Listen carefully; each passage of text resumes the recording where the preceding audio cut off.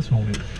Hope you Wow, enjoyed it. I really did. I was really impressed, actually. Really impressed. That is that stretch up the Caledonian Road.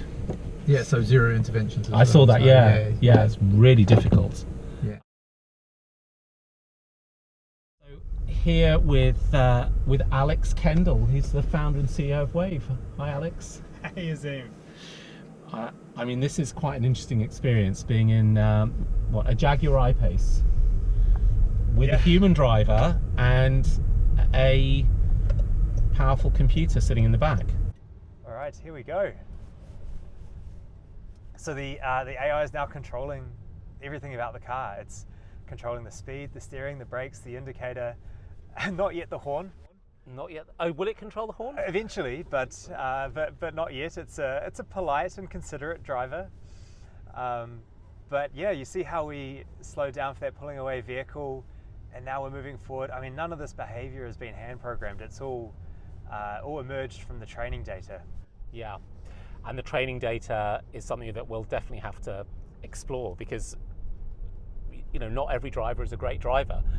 So if you were to just learn from the average London driver, I wonder exactly how nice a driver the Wayve system would be.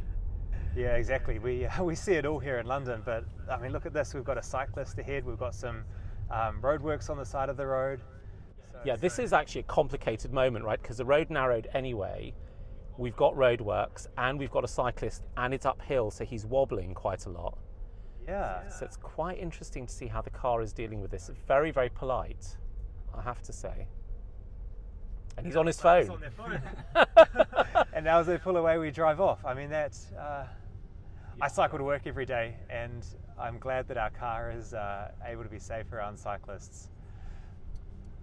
So things I'm looking for and trying to experience here are just how sensitive and empathetic the car is, both to its passengers and to the other road users, because obviously we're starting to see things like adaptive cruise control and other technologies appear in cars that you can buy today, and sometimes you feel that they're not the most careful drivers. I mean, if I drove the way some cars drive when they're doing their automated braking and automated acceleration, I would think of myself as a race driver in a way. Very aggressive.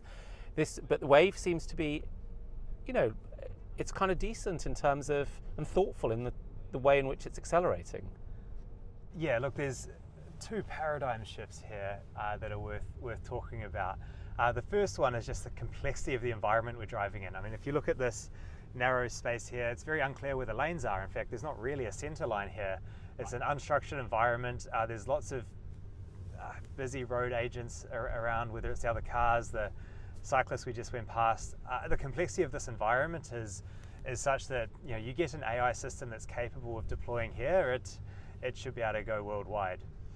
I think that's right. I think just to describe what we're on, it's what I would call a fairly typical London road, which means it's narrow, it's bumpy, or we've just gone over a big bump. There are speed bumps and potholes, cars parked on both sides, big vehicles approaching us. In all the time I've driven in the United States, I don't think would have come across a road that is as complex and unpleasant actually as this one is for a driver, and yet this is probably a pretty average London road. Right? It's much worse than this, kicking around. So was that a deliberate choice then to start here? Because sometimes when people are developing technologies, they'll say, let's start in a really easy environment in the case of autonomous vehicles, with big wide roads, low traffic levels and nice weather. You've chosen narrow roads, aggressive drivers, bad traffic, frequent roadworks, diversions, poor road quality, and pretty terrible weather as your environment. I love London.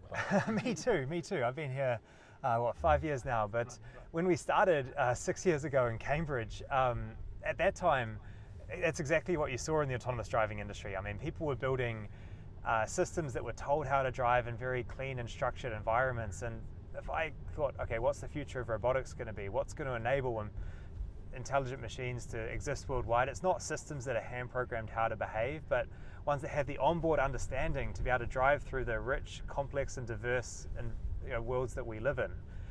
So the bold decisions that we made at Wayve were we want to build a car that has the onboard intelligence how to drive, a car that isn't following a set map but can understand the environment in real time and deal with the dynamic complexities that we have on the streets. And those decisions of what, I mean, London's been a good forcing function where if you don't do that, I mean, you've got no chance of operating here.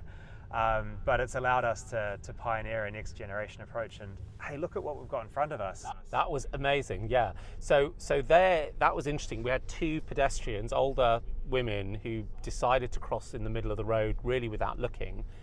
It's interesting, the car slowed down but didn't give way to them. What was that about? Because I think some drivers might have stopped and let them pass. Yeah, I mean, it would predict where they're going, and it looks to balance both being, AI is trained to, of course, firstly be safe and make decisions it's confident in, but then secondly, to make sure you're moving through effectively, whether it's, I mean, here we've got a pedestrian on the crossing Okay, so this is a great example, right? Yeah. So here, of course, you need to yield to a pedestrian on the crossing, but I mean, just up in front of us, we've got a truck that's parked and sticking out into the road, and so, we shouldn't be waiting behind it. Hopefully the AI recognizes that and is able to actually drive around it once the bus comes past and lets us through, and then look, it safely comes around.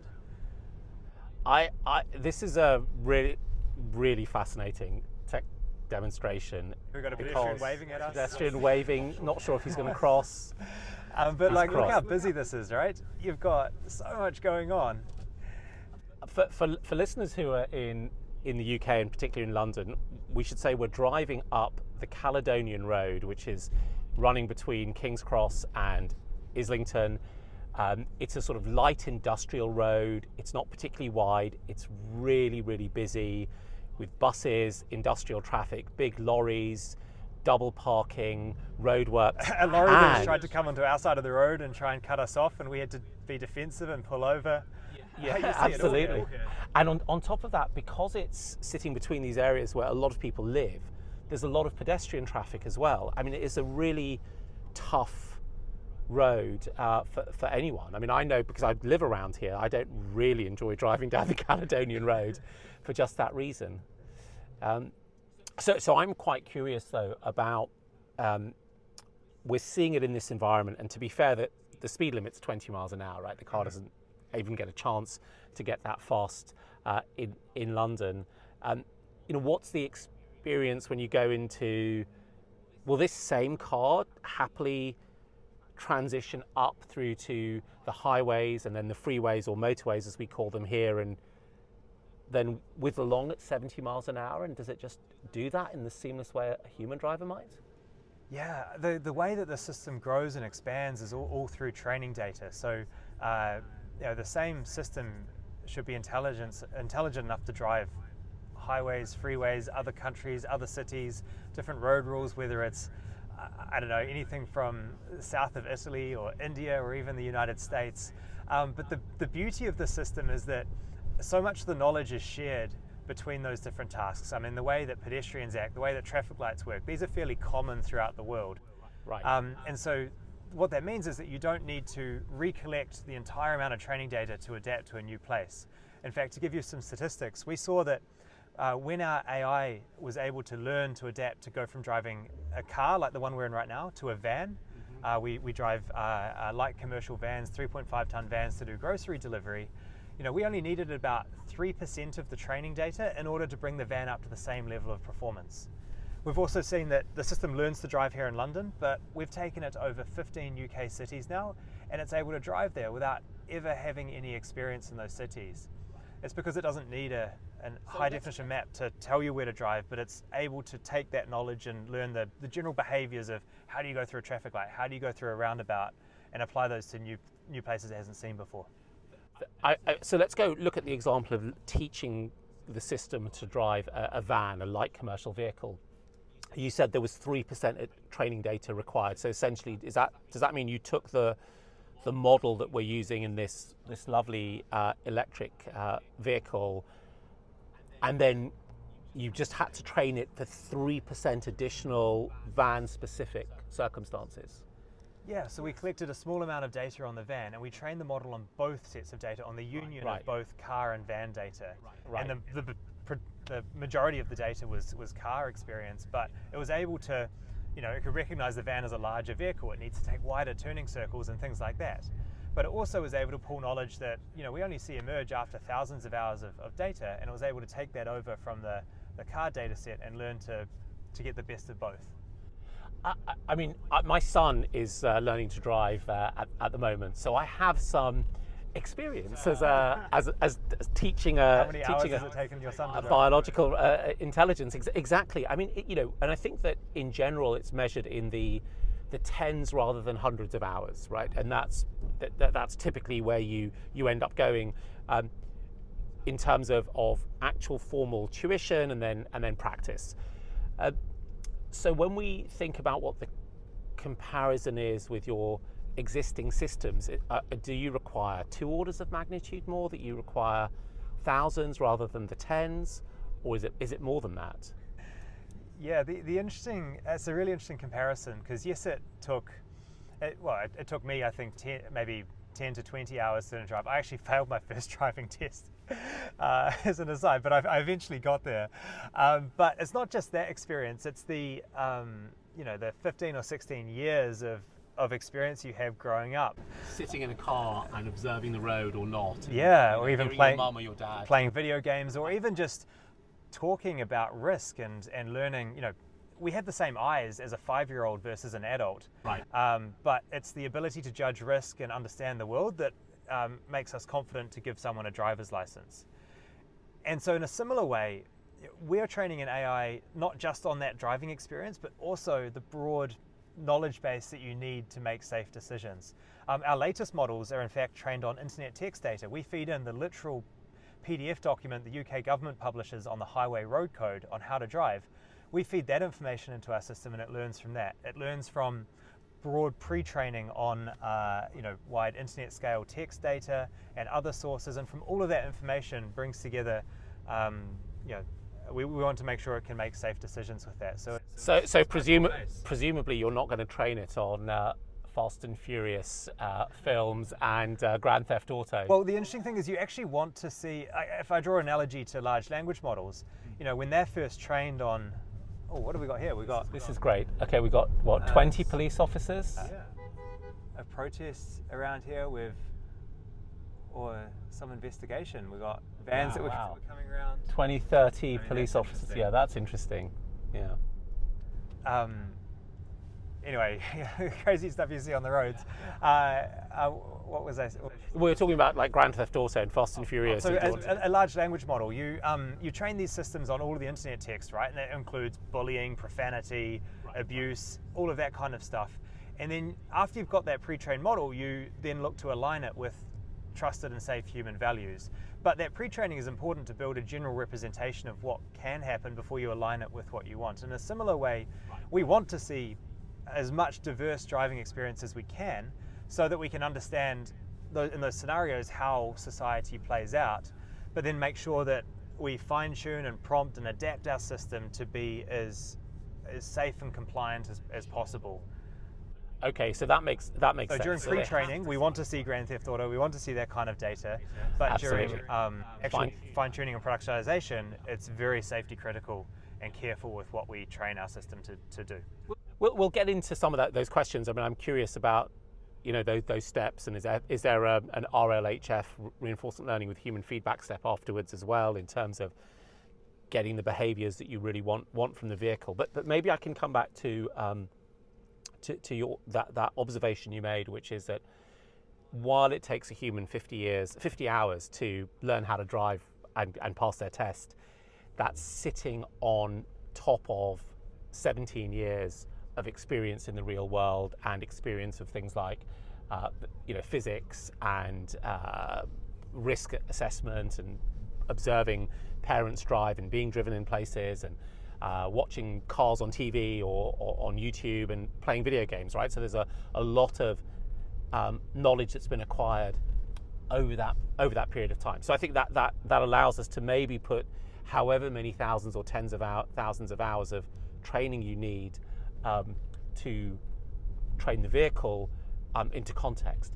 But one of the things that's surprising me though is that you're talking about thousands of hours, not millions of miles and tens of millions of miles, which is sometimes what we hear from the autonomous vehicle industry, whether it's a company that's got cars out there and is like Tesla that is gathering data, or whether it's one of the grassroots from the bottom up startups that's been around for a long time. They're always talking in terms of millions, if not billions of miles, which means hundreds of thousands and millions of hours. So is there something different about your approach that makes it more efficient in the way that it's learning? Well, there's two ways of looking at it. The first one is for us to see this level of performance with, the fleet of 10 vehicles and Right. the team of 200 people that we have is extraordinarily efficient. But then imagine where this system is going to go when we do get access to millions of hours. And our roadmap is going to see us grow into that, whether it's our fleet partnerships we have with some of the UK's largest fleets, or through larger scale deployment that we have planned. The scaling curves we see of performance against data are very similar to what the large language model community has experienced, and so we will grow that substantially. The reasons why we've been able to be so efficient, machine learning is very effective at pulling out the right signals with data, and even thousands of hours is enough to build on top of a pre-trained representation and have this experience. But also the generative AI and simulation work that we've done has enabled us to get broader representations to be able to train on. But look, we're just coming back to the office here, Yes. just finishing the drive, and we'll make a left turn and just duck back into the office. But I hope you enjoyed that, Azeem. This has been a remarkable demonstration, and you've taken the car through, I think, some of the toughest daytime driving that you would get in London, which is not an easy city to drive in. The car drives pretty well, and I think on this journey we probably saw a couple of things, the police, the oncoming truck, that you wouldn't expect to see in a given day's journey. It's really fascinating, Alex. Well done. Pleasure taking you out this morning. Hope you Wow, enjoyed it. I really did. I was really impressed, actually. Really impressed. That is that stretch up the Caledonian Road. Yeah, so zero interventions. I saw that, yeah. It's really difficult.